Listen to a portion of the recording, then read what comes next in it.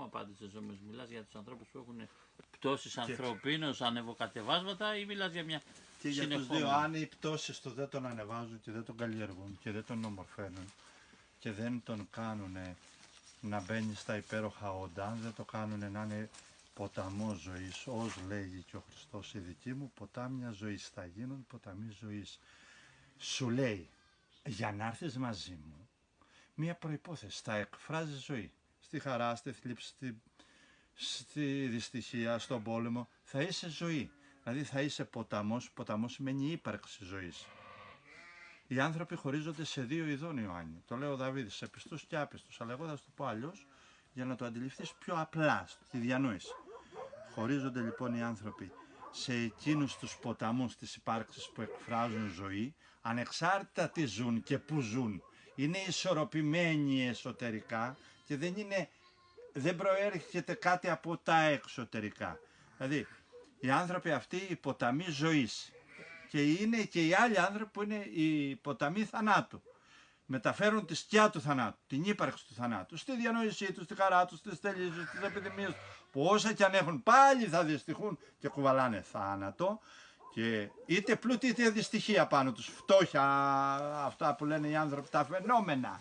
Αυτοί, ακόμα και όταν τα φαινόμενα είναι ισορροπημένα, εσωτερικά οι ίδιοι δεν είναι ισορροπημένοι, ενώ υπάρχει διαφορά, ο άλλος είναι ισορροπημένος, ανεξάρτητα αν τα φαινόμενα είναι ανισόρροπα ή ισορροπημένα. Άρα απαντάω. Χωρίζονται σε δύο πράξεις. Σε εκείνους που δεν θεραπεύουν αυτόν. Αν εσύ πέφτεις και γίνεσαι πιο καλλιεργημένος και η πτώση σου σε οδηγεί σε ένα βαθύτερο και καλύτερο νου, σε ένα καλύτερο χαρακτήρα και φεύγεις από την αίσθηση και την αγάπη και τον έρωτα της μαλακίας, γιατί υπάρχει έρωτας για τη μαλακία, για την πτωτικό. Έρωτα σημαίνει τι στη μαλακία? Ότι επιλέγω ένα χαρακτήρα που δεν μου δίνει ευτυχία. Επιλέγω ένα μοντέλο ζωής που ξέρω ότι δεν με εξελίσσει. Επιλέγω ένα οικογενειακό σύστημα το οποίο με ευθύρει. Επιλέγω θάνατον. Και διαμαρτύρομαι, δεν έχω τη ζωή. Κάτι μου φταίει έξω από τη ζωή. Είναι μεγάλα και βαθιά τα ρήγματα λοιπόν που χωρίζουν τον άνθρωπο της ζωής, τον ποταμό της ζωής που είπε ο Χριστός, γιατί είπε προϋπόθεση. Εγώ μάλλον μαζί με τον Χριστό παιδί το καταλάβαινα. Εγώ δεν είχα πατέρα, δεν είχα ορφάνια, δεν είχαμε σχολεία, δεν είχαμε χρήματα, είχαμε μια μάνα η οποία δεν είχε δύναμη να μας βοηθήσει. Πώς εγώ θα ήμουν ζωή? Ο Χριστός όχι. Άμα δεν είσαι και δικός μου. Εγώ έψελνα και μέτρωγε. Λέω γιατί? Είχα παράπονα. Δηλαδή, παιδί έφηβος ρε παιδί μου, δεν λέω για μωρό τώρα.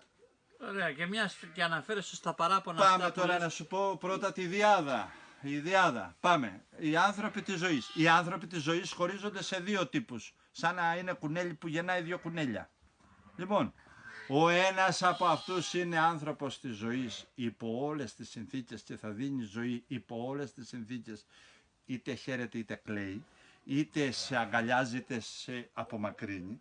Και οι άλλοι είναι άνθρωποι της ζωής, οι οποίοι όμως παρότι έχουν ζωή, παρά το ότι εκφράζουν ζωή, δεν εξελίσσονται. Πνευματικά. Υπαρξιακά, οντολογικά. Κρατούν ένα βαθμό καλό, αλλά δεν τον προσθέτουν. Και οι άλλοι, οι άνθρωποι του θανάτου, χωρίζονται σε δύο ανθρώπους. Πάλι σαν κουνελάκι που γεννάει δύο μόνο. Αυτά χωρίζονται στους ανθρώπους που δεν σέβονται τίποτε, δεν λογαριάζουν τίποτε, και στους ανθρώπους που παρότι είναι θάνατος, φοβούνται το θάνατο. Μπορεί να προκαλούν θάνατο, αλλά έχουν και συναίσθηση. Όπα, το παρακάναμε. Ή δεν πρέπει να το παρακάνουμε. Φυλάνε και λίγο το ένα αδύνατο πλευρό τους. Και σε αυτούς τους δύο έχουμε και τους πιστούς. Έχουμε πιστούς που αγαπάνε το Θεό και ανθρώπους άπιστους που δεν αγαπάνε το Θεό. Οι πιστοί είναι δύο ειδών. Οι πιστοί που χρησιμοποιούν το Θεό για ευλογία, για καλλιέργεια, για να αναπνέουν ζωή και να μεταφέρουν τη ζωή που αναπνέουν. Και οι άλλοι που χρησιμοποιούν το Θεό για να κρύβουν τον εαυτό τους, τα κολοεγώ τους, τα μαμούνια τους, και γίνεται ο Θεός αίτιο δυστυχίας και για αυτούς. Χρησιμοποιούν το Θεό για να είναι πιο φυλακισμένοι. Είτε με θρησκευτικά εμείς, είτε με μπάθες, είτε με το εγώ είμαι χριστιανός και εσύ είσαι υποδίεστερος άνθρωπος. Κάπως έτσι, δεν ξέρω, λέω, χοντροκομμένα τα λέω. Και υπάρχουν και οι άθεοι, ή οι άπιστοι μάλλον. Γιατί η διαφορά άπιστου με άθεο είναι τεράστια. Ο άθεος μπορεί να γνωρίζει ότι υπάρχει Θεός αλλά να μην τον θέλει.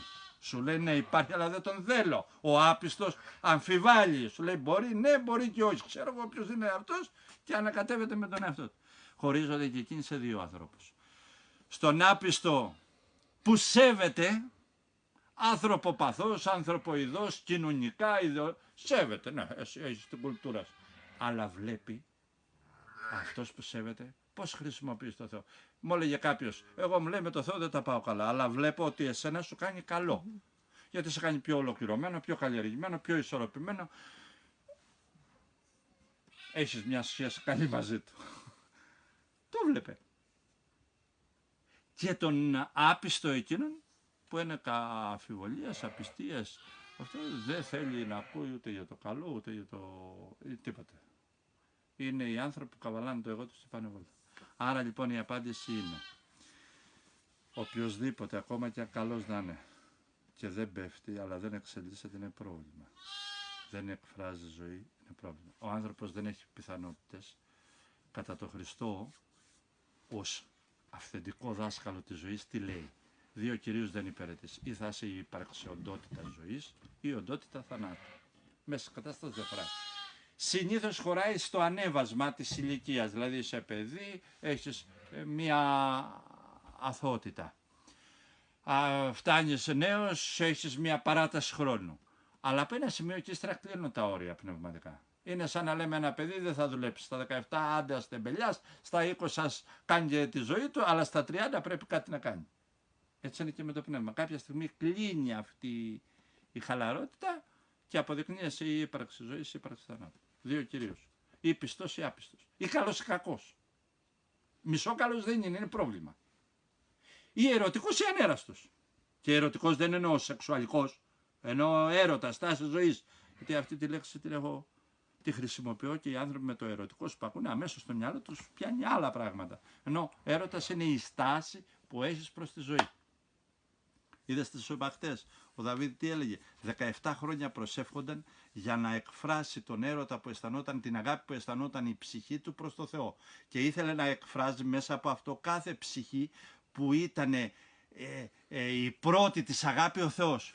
17 χρόνια ζητούσε να βρει σαν ποιητής που ήταν το τέλειο στίχο που να εκφράζει τον εαυτό του και συνάμα όλους τους λάτρες εκείνους που πρώτη αγάπη τους, μέθη τους θα ήταν το Πνεύμα του Θεού. Και είπε το περίφημο σαν ελάφι διψασμένο, «Ον τρόπον επιποθεί έλαφος», όπως το ελαφάκι διψασμένο τρέχει στις πηγές των υδάτων για να πιει το νερό της ζωής, έτσι και η ψυχή μου, ο Θεός, σε αναζητά. Δηλαδή βρήκε μετά από 17 χρόνια του έδωσε ο Θεός το κατάλληλο αυτό στίχο που έμεινε στους αιώνες. «Ον τρόπον επιποθεί». Αυτός ο «ον τρόπον» είναι δηλαδή με τον ίδιο πόθο και τρόπο που παρότι το ελαφάκι ξέρει τους κινδύνους που στείνονται μέχρι την πηγή και στην πηγή και πριν από την πηγή, είναι ο άνθρωπος που εκφράζει τη ζωή. Ο άνθρωπος εκείνος που ενσυνείδητα παραμερίζει τα πάντα προκειμένου να ζήσει. Δεν τα αποστρέφεται, δεν τα διώχνει, δεν τα μισεί, δεν είναι εχθρός τους, αλλά είναι εκφράζει ζωής.